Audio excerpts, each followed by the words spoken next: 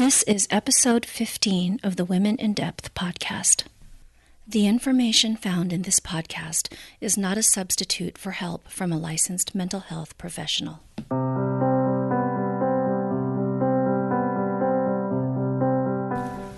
Hi, and welcome back to the podcast. Today our topic is an experience that many wrestle with, and that is making the decision to stay in or leave their relationship. My guest today is Dr. Ann Goshen, a licensed psychotherapist in San Diego, California. Dr. Goshen's practice focuses on helping couples learn how to resolve conflicts, rebuild trust, and reconnect. She also helps individuals improve their relationships, decide whether to stay or go, or cope with divorce. Just a few of the things that Dr. Goshen is going to share, which I'm really excited about, are powerful questions to ask yourself when making the decision to stay in or leave your relationship, the worst time to leave a relationship, and the hardest partner to leave. She'll also go through some steps to consider and do's and don'ts when making this difficult decision. And finally, she'll share some wisdom on coping with the aftermath of the decision, whatever that decision is for you. So without any further ado, let's go ahead and get started.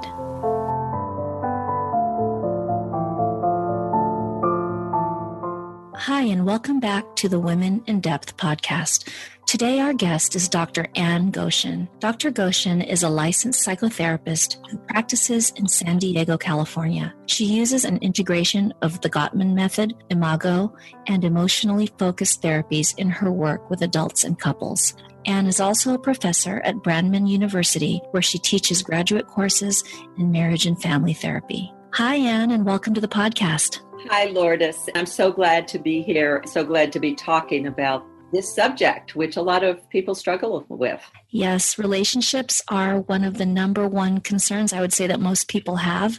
I am excited to connect with you today, find out more about how you support couples, specifically in the area of making the decision of whether to stay or leave in a relationship. Before we get started, Ann, can you share a little bit more about why you were drawn to work with couples and relationships, why this is a passion for you? One of the things I really enjoy in working with couples is that right before my eyes, I can see change happens. Certainly that occurs with individuals as well. But to be able to see two people in a room change the way they interact and come to a deeper understanding of each other is so rewarding to me. And difficult and challenging, but very rewarding when you see people make that turn. And I know that keeping a relationship together is not easy. No, it is not easy. So I can imagine that seeing that shift in your couples really is powerful for you, and to be able to be a witness and be alongside them during that process. Yes, definitely. Today, Ann, we were going to talk about is a situation that many individuals struggle with. And couples. I know that for me, this is something that I see many of my clients, whether they're as a couple or whether they're as an individual, and that is making the decision to leave or stay in a relationship. From what you've seen in your work, how is this decision to leave or stay in a relationship different for men or women? Well, I think one of the things that I see is different is that for many men, certainly not all, but for many men, they seem to be able to close the door more quickly and move on. For women, we tend, we're very relationship oriented, we're very family oriented, we're nurturers, we're often forgivers. It's much, much more difficult, I think, in general for women because we're not as good, and this is a plus and a minus, but we're not as good as men are at just making that decision, shutting the door and moving on. And we often afterwards continue to struggle with it. And did I do the right thing? And could I had a woman in my office yesterday who spent much of the session focused on what did I do wrong? Where did I go the wrong direction? What could I have done differently? I think for men, whatever it is about their brains, they're more single focused. I think that's part of it. And so it's like, it's over, it's done, close the door. We move on and we never talk about it. I think the downside of that is that they don't always learn from those endings of relationships. You made me think about something that another guest had mentioned. She had stated for your relationship to be successful, before you move on to the next relationship, you need to have learned the lessons from the previous relationship. Yes, definitely. And I think what I hear people do, women do, men do as well, but more likely women, is they'll ask the wrong question when they're trying to decide whether to leave or not. They'll work very, very hard, and this is an important question, at trying to understand their partner. Why does he do that? Why did he do that? Why doesn't he treat me more respectfully? How could he turn outside of our marriage, outside of our relationship? But I think what's often missing there is them looking inside and asking themselves, why do I put up with this? Why has this been okay for me? Why do I think I can't survive without him? So I think that often that why question needs to be turned back into looking at, why am I doing what I'm doing? Why am I making these choices? Why am I tolerating? I think that's powerful, and I agree that is a shift that needs to happen for this process to move forward in the healthiest way. I've seen that questioning of, why won't he change? What if they look at themselves, it's what do I need to do differently for him? Yes. Yeah. I guess looking at themselves, it's in relationship to being different. They believe their significant other wants them to be, but really it's about this inner shift from what I'm hearing you say, where it's really what is going on within me, that here I am in this situation.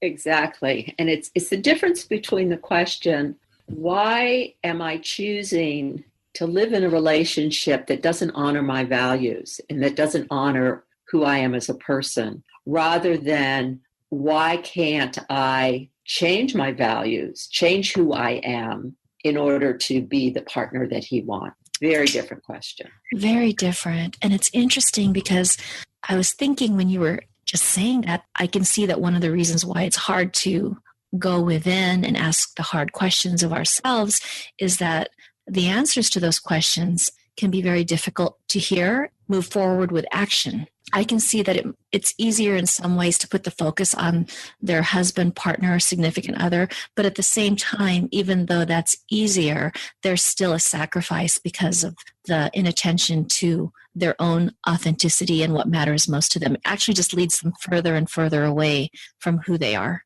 Yes, exactly. And it doesn't allow for the depth of personal growth that when you are in a crisis, such as a difficult relationship, trying to decide whether to leave or whether to stay, that's an opportunity for personal growth. That's not always easy to do, but it's always important. Yeah. So we've started to talk about this a little bit. My next question is, if you were working with someone who was in this situation where they're assessing whether or not to stay or leave in the relationship, what are the steps that you suggest someone go through so that they can move through this in the healthiest way with the best possible outcome? Well, I think there are a number of steps, and certainly one of them is thinking about, why am I staying? What are the barriers to leaving? If I can get really clear on why I'm staying, for example, I know that I want to stay in this relationship because we have children together, and I want to stay and retain that family for my children, at least until they're the age of 18. If I'm really clear on why I'm staying, then it makes it easier to begin to take steps to doing what I can to make it possible to stay. So even though it may be a challenging relationship, if I'm real clear on my goal that I want to retain the family for my children's sake, then I may start to look at, well, what are the expectations I have that are not reasonable to be met in this relationship or by this person? And what do I need to do to get those needs met in different ways? I love that part where it's what is reasonable for me to expect in this relationship based on my clarity around why I'm staying. Yes, yes. Sometimes our expectations may be reasonable, but they're not reasonable for that person. And let me give you an example of this. I was working with a woman the other day who was very clear that her lifestyle values were very different than her partner's. Her partner chose to spend a significant amount of his income, of his time and energy resources on pursuing a particular activity that she did not endorse, that she did not value. And yet what that meant was that he was not available to her in the amount of time that she needed and wanted. I think what was important for her to recognize is not that what he was doing was wrong or what that she was doing was wrong, but there was just such an incompatibility in their lifestyle. She wanted to save money to buy a home together. She wanted to start thinking about having children together. She wanted to have the kind of relationship where they sit down and have dinner together every night, do things together. He was not available for that. He was a good person. She loved him. He loved her. But it was such a mismatch in lifestyle. You know, what I liked about your example and also this question, really looking at how realistic our expectations for the person that we're with, is that it takes away or helps to move away from that blame, anger with that person or that frustration, because you're now looking at that person and yourself as what is important to me, what kind of person am I, and is it realistic for my partner or husband or for myself to have these expectations for each other. So what it does, this way of looking at expectations, is it helps to be more objective about what's realistic in the relationship. It can help, I would think, minimize or lessen some of the more intense negative emotions. Yes, I think it really does help minimize that sense that we often have at the end of a relationship, or potentially the end of a relationship, of embarrassment, of shame, of feeling like we failed, of feeling unlovable. Each of us has the reasonable expectation, I think, where we are loved and respected and valued for who we are. Not every person is going to be able to supply that to us. So it puts the responsibility on the individual being able to recognize what this other person can truly bring to us in relationship.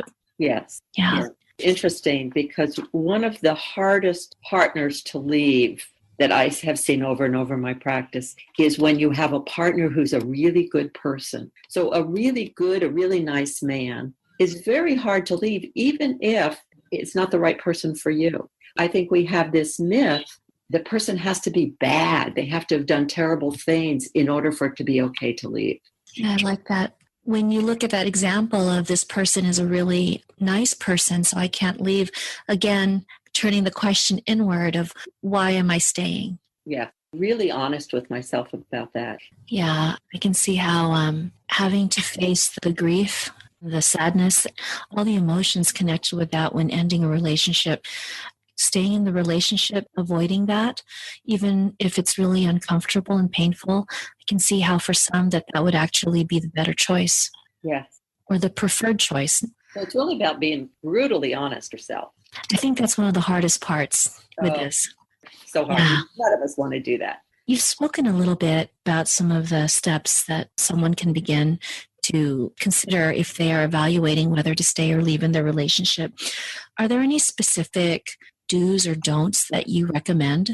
One of the questions I often ask clients who are considering whether to stay or go is I ask them to think about, project themselves into the future. And I ask them, if you do leave 6 months from now, will you be able to look back and know in your heart and in your mind that you did everything you reasonably could to make this relationship work? You did your part in making it work. That's often not enough, of course, because it takes two people. But I think it's really important if we walk away to know, I did everything I could. So that might be going to couples counseling. It's interesting, one of the findings of John Gottman's research is that the average couple waits 6 years between the time they recognize that there was a significant problem in their relationship and when they actually get professional help for that.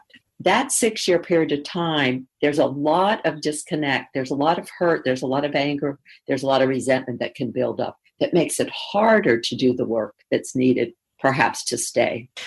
I love that research finding about the length of time between when a couple actually begins therapy and when they were having concerns, because what I tell individuals and couples now is as soon as you have a concern, go to therapy. Don't wait. Yeah. Because like you said, there is so much that they need to move through because of the time that has gone by and all the resentments and hurt that have built up.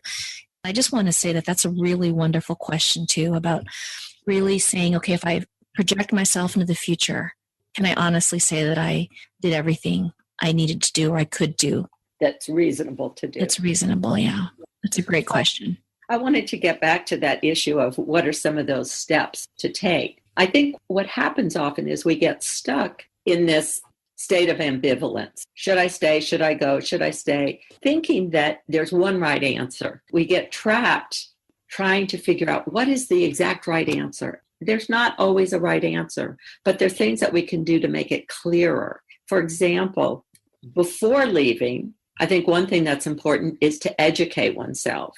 If a woman is considering, for example, divorce, one step she could take is to start learning about what are the laws of divorce in her state. To read a book like How to Do Your Own Divorce, not even if she hasn't decided to do that, to consult with an attorney just for the purpose of education, to find out what, on a very practical basis, would it look like if my husband and I divorced? What could I expect? So I think that's one thing. A second step that's an important part of helping to clarify the direction to go is to work on strengthening yourself so that if you decide to leave, you can leave and be your strongest self at that point. So that might be making sure that you have a good support network. It might be really practicing self-care in terms of physical self-care.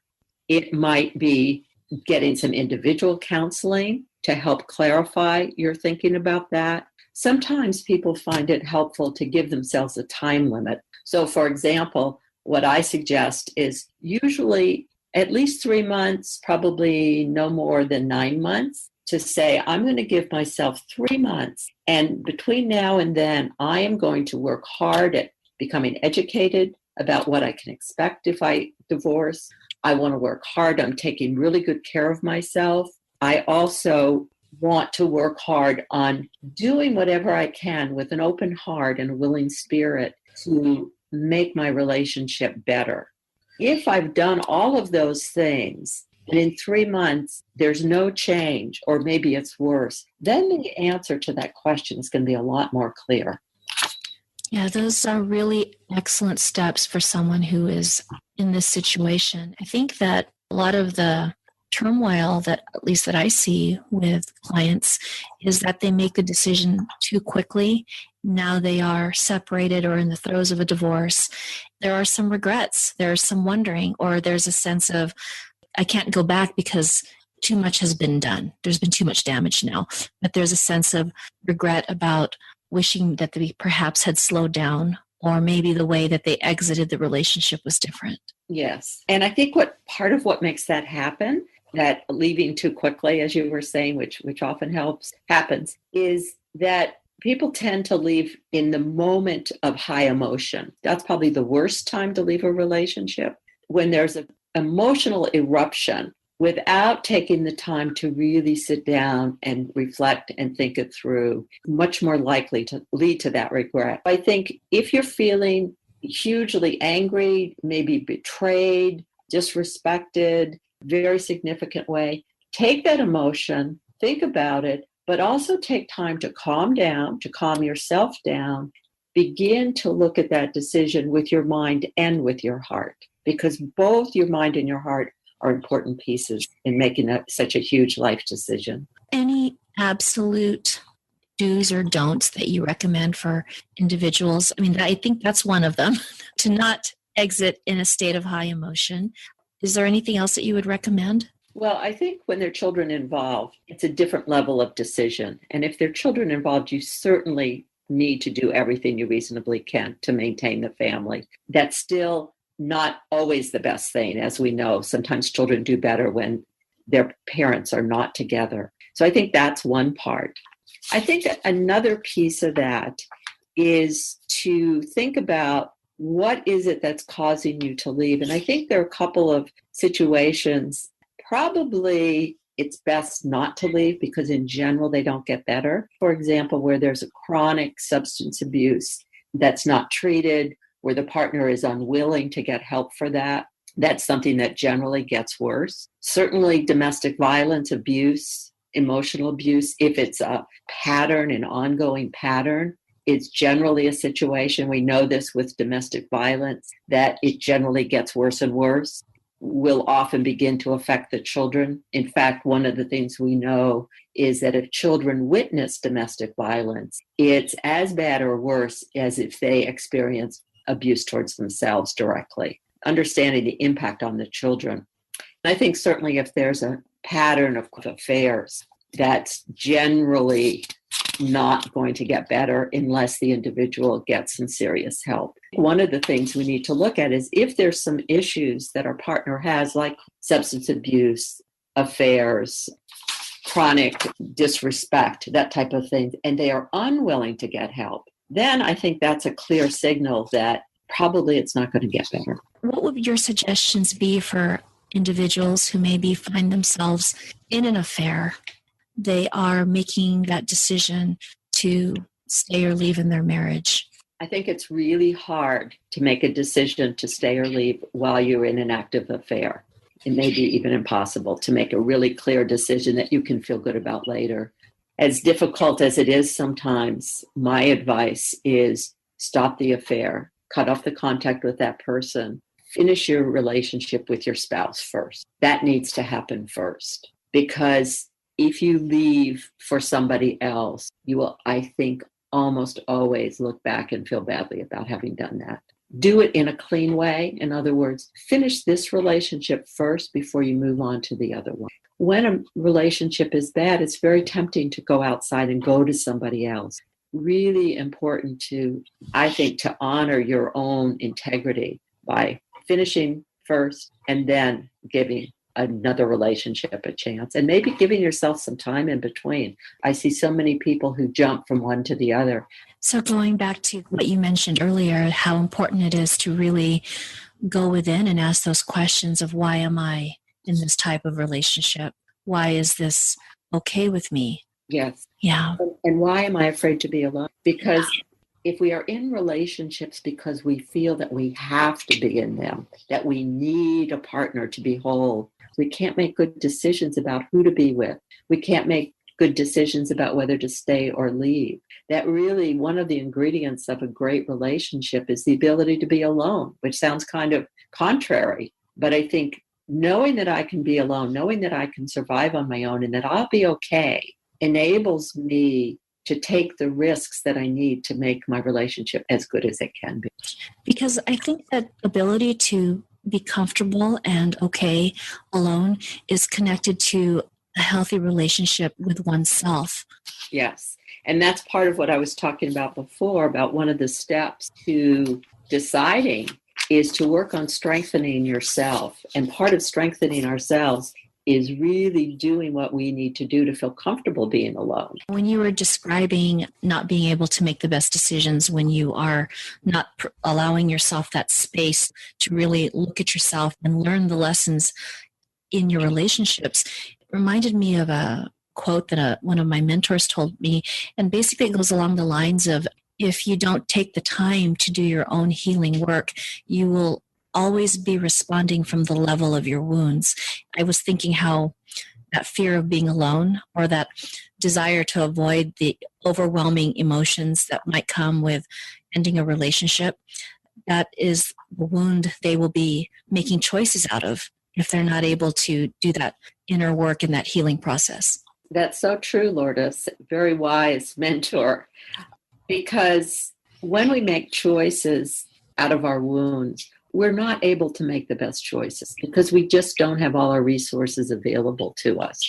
We're coming from an emotional scar. It's hard for us to engage, sort of the logical part of our brain, which we need to include in any important decision in our lives. Is there anything else you'd like to add for our listeners who are facing this experience of, do I stay or do I go? I just wanted Lourdes to say a little bit about the aftermath of the decision. If the decision is made to stay, that it's important to commit to continuing to do your part to keep the relationship strong, to remember that oftentimes doing small things frequently can go a significant way in maintaining a strong relationship. Those daily appreciations, for example. Another piece that can be important if the decision has been made to stay or to establish new ones, of rituals for connection. Doing those things that perhaps a couple did in the beginning part of their relationship, maybe taking a Sunday bike ride together,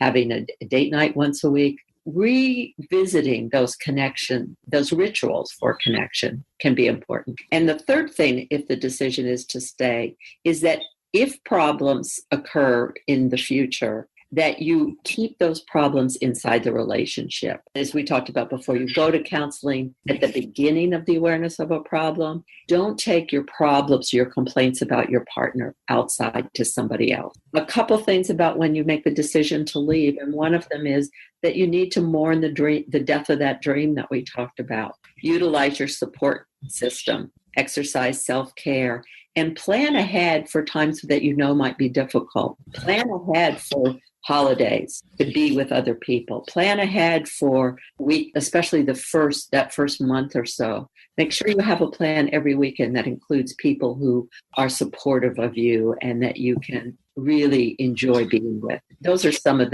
just a few practical steps that I think can be helpful. And this has been so enlightening. I know that everything that you've shared is really going to mean a lot to many of our listeners. Thank you so much for everything that you have shared. If there is a woman listening right now who is wondering about what she should do next, what would your advice be to her? My advice would be two things as a first step. One is get a copy and read the book called Too Good to Leave, Too Bad to Stay. It's by Mira Kirschenbaum, and it's a step-by-step guide that helps the person go through those difficult questions, start looking inside. It's a really good way to format that self-exploration. I think it's very, very helpful. The second thing would be consider seeing a counselor individually to help clarify your thinking and really to get at the root. What is it that keeps me here? Why is it that I'm feeling that I need to stay? So those would be the two first steps. I love that book by Mira Kirschenbaum. It's an oldie, but it's a goodie. Yeah, so practical. And what is the best way for listeners to get in touch with you and to learn more about your practice? Well, two ways. One is my website. That is www.Goshen, my name, ANNEGOSHEN.com. My phone number is 619-708-3314. So either of those ways. My website has a lot of other information, some videos, some other audios and interviews that might be interesting to check out as well. And we will have links in our show notes to your website, your contact information. Also, maybe you can share with our listeners that you have a podcast coming out. Yes, I'm so excited. As I was telling you before we started recording, Lourdes, that you have been one of my inspirations because I love listening to your podcast. It makes me feel that this is actually doable. So, oh, thank you. You're very welcome. My target date is by October 1st. So within the next couple of weeks, I'll be launching. It will be available on iTunes, and there'll also be links to it on my website. The title of my podcast is Couples Toolbox. We'll be looking at strategies for strengthening and for saving relationships. This is going to be an amazing resource. I am looking forward to listening, and I'm so excited you're getting ready to launch your podcast. Yes, me too. This has been a great warm-up for me to have this, to be interviewed by such a stellar interviewer. So. Oh, thanks, Anne. I appreciate your time today. You're very welcome. Okay, take care.